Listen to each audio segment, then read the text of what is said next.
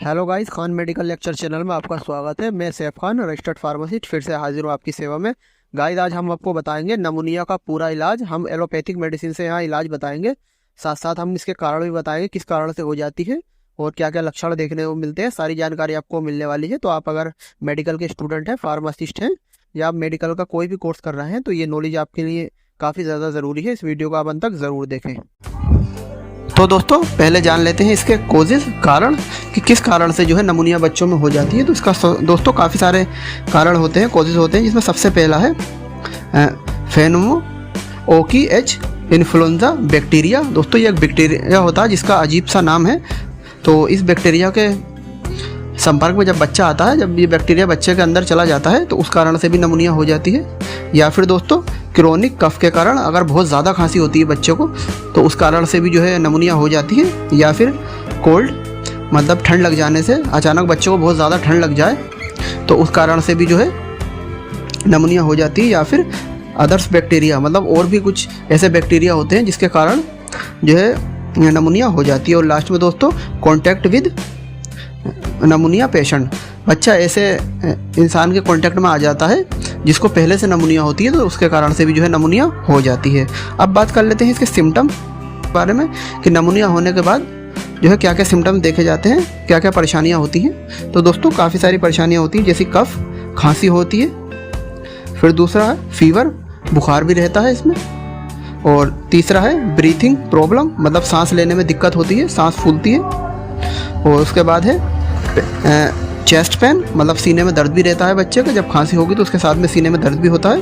उसके बाद है loss of appetite. Loss of appetite का मतलब होता है भूख कम लगना, बच्चों को भूख जो है बहुत कम लगेगी, तो ये भी एक सिम्टम्स होता है। और लास्ट में दोस्तों रनिंग नोज, नाक बहना, इसमें जो है बच्चे की नाक भी बहती है। फिर बात कर लेते हैं दोस्तों अपने ट्रीटमेंट के बारे में कि इसका क्या ट्रीटमेंट होता है। हम दोस्तों सारा एलोपैथिक मेडिसिन से आपको ट्रीटमेंट बताएंगे, तो आप खुद से किसी भी ट्रीटमेंट को ना करें, ये सिर्फ आपको नॉलेज देने के लिए है।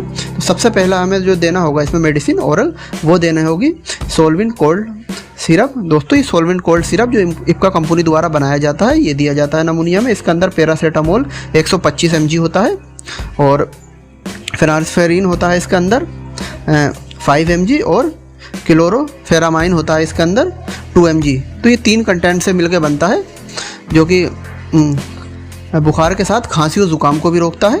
अब बात कर लेते हैं इसकी डोज के बारे में कि बच्चों को ये कितनी मात्रा में दिया जाता है। तो दोस्तों, अगर बच्चा 1 से 2 साल का है तो उसे हम 2.5 ml, मतलब 2.5 ml BD का मतलब होता है दिन में 2 बार देंगे 2.5 ml। और बच्चा अगर 2 साल से 4 साल के बीच में है तो उसे 5 ml हम BD देंगे, मतलब दिन में 2 बार। और बच्चा अगर 4 से 8 साल के बीच में है तो उसे 7 ml BD, मतलब 7 ml BD सुबह और शाम हम देंगे। तो इस तरह से ये दी जाती है। फिर अगली मेडिसिन जो है इसके साथ में दी जाएगी, वो दिया जाएगा एक एंटीबायोटिक सिरप, जिसका नाम है एगमॉन्टिन डियो सिरप। आप देख सकते हैं इस तरह का ये आता है। इसके अंदर जो होता है एमोक्सिसिलिन होता है 200 mg और क्लोबिनेट होता है 28.5 mg। तो ये 2 कंटेंट से मिलकर बनता है। ये एंटीबायोटिक सिरप होता है। अब इसकी डोज के बारे में हम बात कर लेते हैं, कितनी मात्रा में दिया जाता है बच्चों को। तो दोस्तों, अगर बच्चा 1 से 2 साल के बीच में है तो उसको ये 3 ml BD दिया जाएगा, मतलब दिन में 2 बार। और अगर 2 साल से 4 साल के बीच में है तो उसको 5 ml BD, मतलब दिन में 2 बार। और बच्चा अगर 4 से और 8 साल के बीच में है तो उसको 7 ml BD ये दिया जाता है। फिर अगली एक टैबलेट आती है जो दी जाती है, ये जब दी जाती है जब खांसी बहुत ही ज़्यादा होने लगती है नमूनिया में। तो ये टैबलेट जो है आर्सेनिक किट के नाम से आती है, आप देख सकते हैं। इसके अंदर रिफापेमाइन होता है 100 mg और आइसोनाइजाइड होता है 100 mg। दोस्तों, ये जो होती है जब खांसी बहुत ज़्यादा होने लगती है नमूनिया में, उस कंडीशन में ये दी जाती है। और इसको लेने का जो तरीका है, मतलब डोज है, वो इस तरह से है। बच्चे की उम्र अगर 1 से 2 साल के बीच है तो उसे हाफ टैबलेट जो है ये ओडी दी जाएगी, मतलब रात को सोते टाइम आधी टैबलेट दी जाएगी अगर 1 से 2 साल का बच्चा है। और अगर बच्चा 2 से और 4 साल के बीच में है तो उसको पूरी 1 टैबलेट, फुल टैबलेट ओडी, मतलब रात को सोते टाइम। और अगर बच्चा 4 से और 8 साल के बीच में है तो उसको 1 टैबलेट सुबह और 1 टैबलेट शाम, मतलब BD दी जाएगी। फिर इसके बाद दोस्तों एक इंजेक्शन लगाया जाता है नमूनिया के असर को कम करने के लिए, जो कि टैक्सीमैक्स 375 mg में इंजेक्शन आता है, आप देख सकते हैं। इसके अंदर सेफ्ट्रोक्सोन होता है 250 mg और सल्बेक्टम होता है 125 mg। दोस्तों इस तरह का ये होता है जो कि एल्केम कंपनी द्वारा बनाया जाता है। अब बात कर लेते हैं दोस्तों ये किस तरह से लगाया जाता है बच्चों को निमोनिया में। तो दोस्तों इसकी डोज की हम बात करें तो अगर बच्चा 1 से 2 साल के बीच में है तो उसको ये हाफ इंजेक्शन मतलब आधा इंजेक्शन लगाया जाएगा, BD मतलब आधा इंजेक्शन सुबह और आधा इंजेक्शन शाम लगाया जाएगा अगर बच्चा 1 और 2 साल के बीच में है। और अगर बच्चा 2 से 4 साल के बीच में है तो उसको 1 इंजेक्शन BD मतलब एक पूरा इंजेक्शन सुबह, एक पूरा इंजेक्शन शाम लगाया जाएगा। और बच्चा अगर 2 से 4 से और 8 साल के बीच में है तो उसको 1 इंजेक्शन सुबह शाम, मतलब इसको भी 1 इंजेक्शन सुबह और 1 इंजेक्शन शाम हम लगा सकते हैं।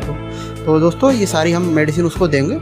उसके बाद भी हमें जो है उसकी सांस को काफ़ी ज़्यादा दिक्कत होती है, ब्रीदिंग प्रॉब्लम होती है, तो उसके लिए हम नेबुलाइज़र भी उसे लगाएंगे। नेबुलाइज़र दोस्तों इस तरह की ये मशीन होती है, आपने देखा होगा जिसमें से धुआं से निकलता है, ये नेबुलाइज़र मशीन है। इसके अंदर हम जो है एस्थलीन का एम्पुल आते हैं, इसकी वाइल भी आती है एस्थलीन एम्पुल, इसके अंदर सल्ब्यूटामोल होता है। इसके एस्थलीन को डाल के सुबह शाम उस बच्चे को लगाएंगे तो निमोनिया से काफ़ी ज़्यादा राहत मिल जाएगी। तो दोस्तों इसी तरह से निमोनिया का इलाज किया जाता है। हम भी सारी यही मेडिसिन चलाते हैं, तो इससे जो है निमोनिया 1 हफ्ते के अंदर अंदर दूर हो जाती है।